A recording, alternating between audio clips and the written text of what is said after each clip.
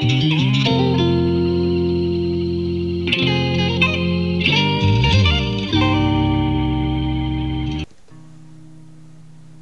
retrouvons notre classeur Excel Astuces et nous allons activer l'astuce numéro 27.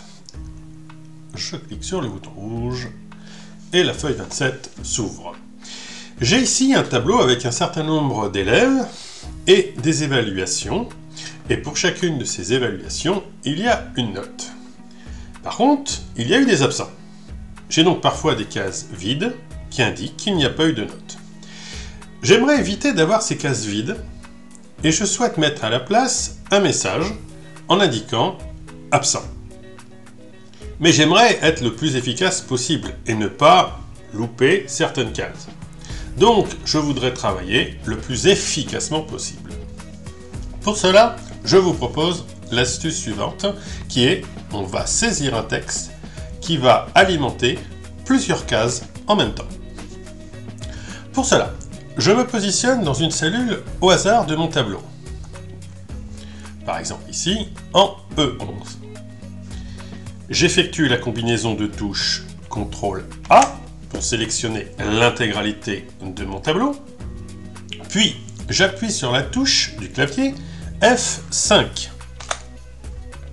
Cette touche, je le rappelle, on l'avait vu dans une astuce précédente, permet d'aller retrouver des références nommées dans le classeur. Mais il y a une petite subtilité, c'est ici le bouton Cellule. On va cliquer dessus. Une boîte de dialogue apparaît. Dans cette boîte de dialogue, je vais indiquer ici les cellules vides. Donc je clique sur l'option Cellules vides. Puis OK. Automatiquement, on voit que le tableau se désélectionne et les cellules qui sont vides sont sélectionnées. Elles sont là, grises. Bien évidemment, la première des cellules va être considérée comme la cellule active. C'est donc ici la cellule G10. On voit bien qu'elle a un contour. Elle est donc dans la sélection également. Je vais donc saisir le mot absent. Et ce mot absent va s'incruster dans cette fameuse cellule active qui est donc la G10. Absent. Mais attention, je ne vais pas faire Entrée pour valider le texte, ni cliquer sur la coche de la barre de formule pour valider le texte. Je vais cette fois-ci utiliser une combinaison de touches.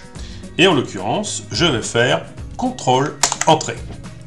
Et automatiquement, le message que j'avais saisi en G10 va se recopier dans toutes les autres cellules qui étaient sélectionnées.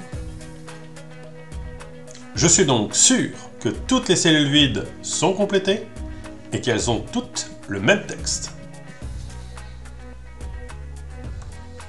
N'oubliez pas de vous abonner à la chaîne et un petit pouce pour dire que vous aimez mes vidéos et le livre qui est toujours disponible. L'adresse pour pouvoir le commander est dans la description.